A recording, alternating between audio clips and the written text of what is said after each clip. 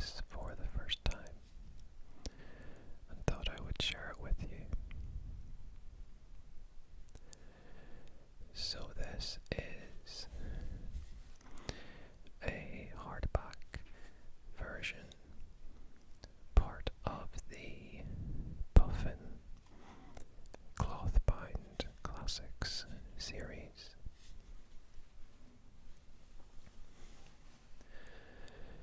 And you can see it has this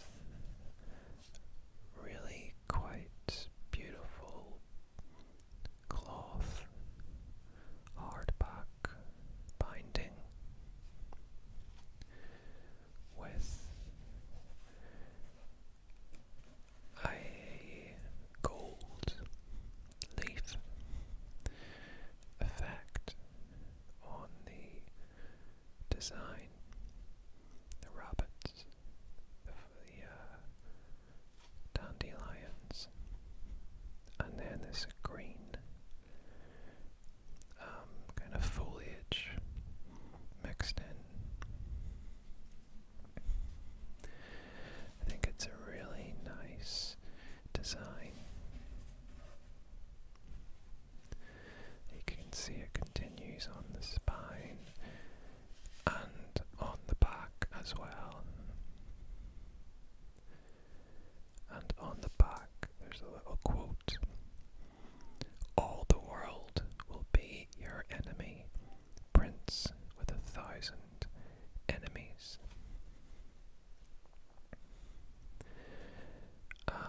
That is from the book, and it refers to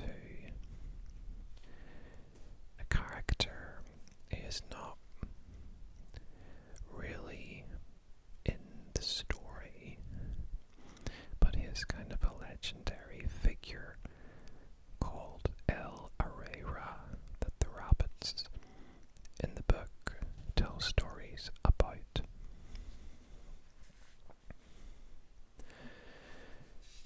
If you're interested, the UK price on this is £16.99.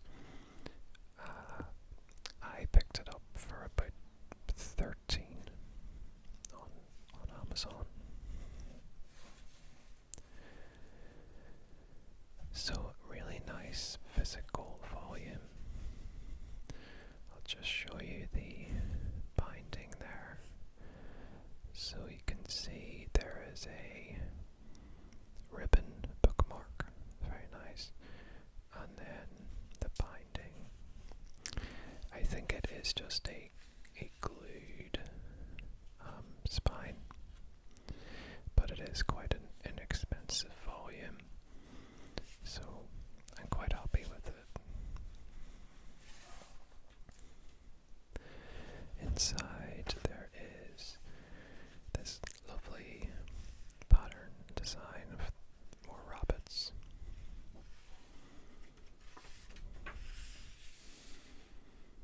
The title page, Watership Down, Richard Adams. And a little bit of information about the author.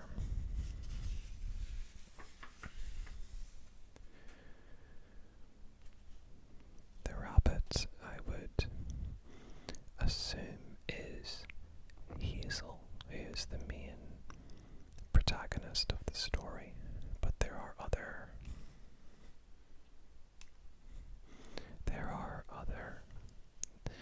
kind of several main characters, if you like, but Hazel would be the main one. And then other books by Richard Adams, it just lists this one and Tales from Watership Down, which was his follow-up to this and is a collection of short stories featuring characters from Watership Down and a lot more of the mythology stories. Master Rabbit I Saw, Walter de la Mare.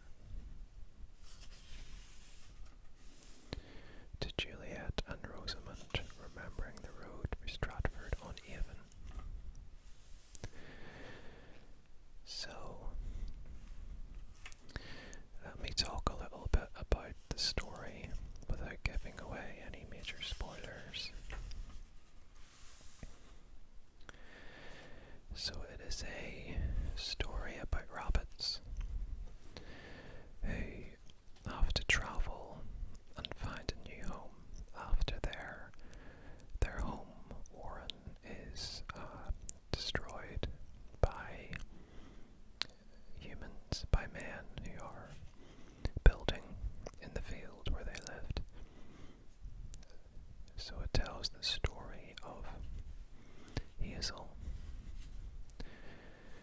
who becomes the chief rabbit of the new warren, and several companions that travel with him. Bigwig, who is a larger, stronger rabbit, and Fiver, who is a smaller rabbit but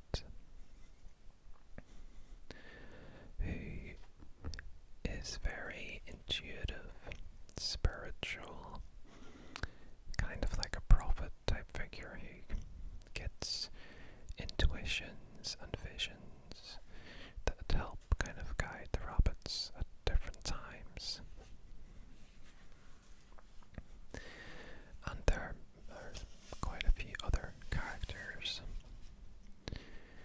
Here we have the contents. The story, I suppose you could say it is in two main parts.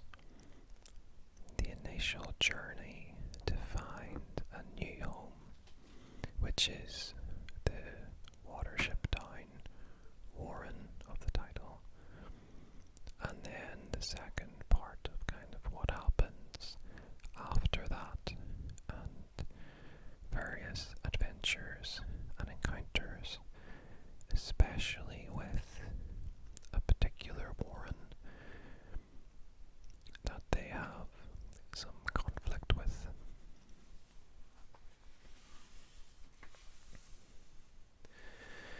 That is Ephrafa, the other warren. You can see the book itself is divided into part 1, the journey, part 2, Watership Down, part 3, Ephrafa, and part 4, Hazel Ra. Hazel is unusual as a chief rabbit because he is not the biggest and strongest, but he is wise and cunning.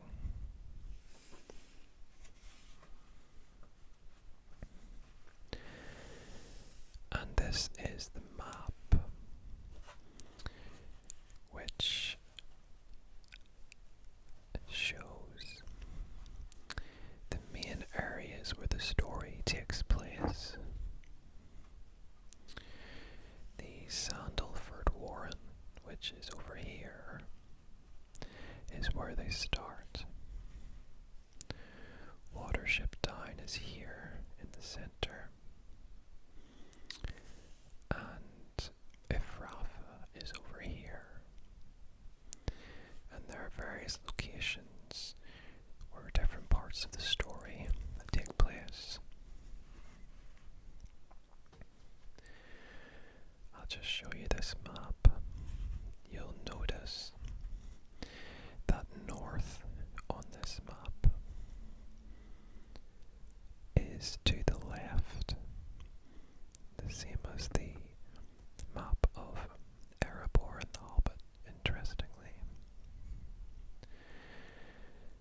And one thing I really like about this book is that this map it's actually a real map of part of England. Watership Down is actually a real place. Now, I don't know if there are any rabbits there. Well, I think there are, but I don't know if there's a warren. But places on this map, many of them are real. Watership Down, the railway, for example, Overton, Laverstoke. I've had a look at the map online, and even a lot of the tree lines and wooded areas are still very similar nowadays, even though this book was written, let me check, I think it was the 1970s. 1972 it was first published. So you can actually go and visit these places, and I believe people have even done like walking tours, walking routes of places from Watership Down. So I just loved that it's actually a real place and this map is real. But like I say, if you're looking at the map online, you need to turn the book this way to have north at the top. So the rabbit's journey is from north to south.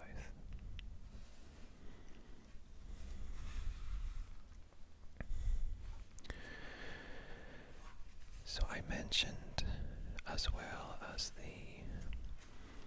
the main story, there are, well, I don't know if I said, but there are legends, like kind of stories within the story that the rabbits tell to each other. So you'll see in the contents here the story of the blessing of El Arera, and the story of the king's lettuce, the story of the trial of El Arera, and so on. The story of El Arera and the Black Rabbit of Inlay. So these chapters, they're little departures from the main narrative that tell a story from the kind of legends, the mythology of the rabbits themselves. And they're usually stories with kind of a message, with a lesson built in, like kind of real life, legends and myths.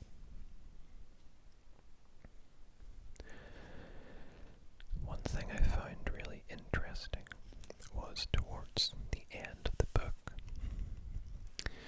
There's a part where the rabbits are beginning to tell a story to each other about El Herrera, but the events that they are describing are actually an adventure that they themselves, that Hazel and the other rabbits had been involved in fairly recently.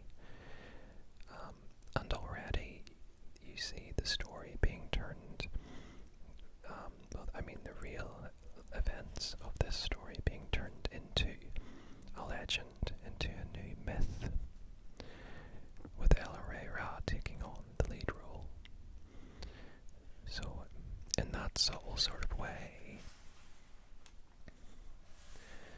the book kind of touches on how myths or legends are created and how they start off in truth, in reality.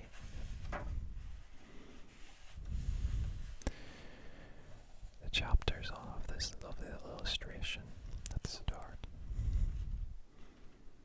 It's not an illustrated volume, but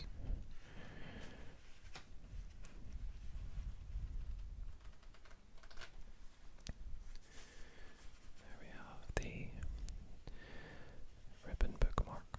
It's still on the last page where I left it.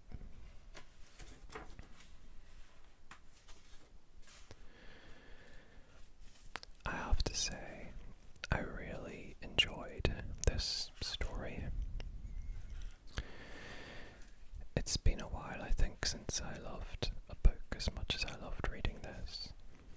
It's become a favourite of mine very quickly. The story, the characters are extremely well done and likeable, and the story moves along at just the right pace, I think, and it builds, especially in the second half, to a very satisfying climax. The danger builds, and the events end in a way that is just, it feels well earned, and like I say, satisfying.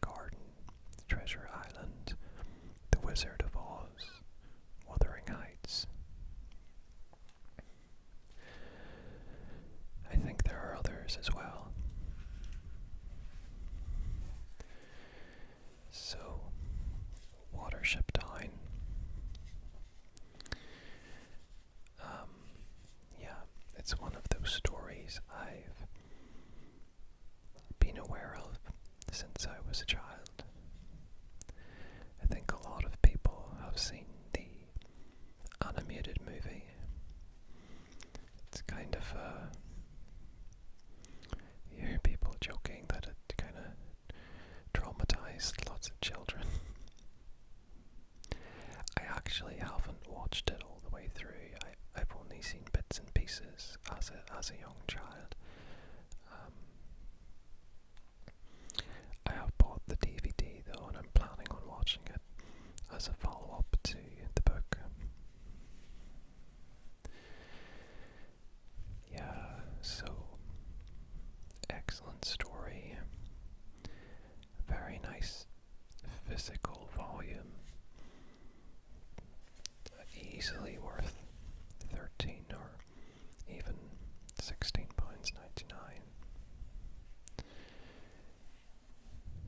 Yeah, I understand why it has become a modern classic.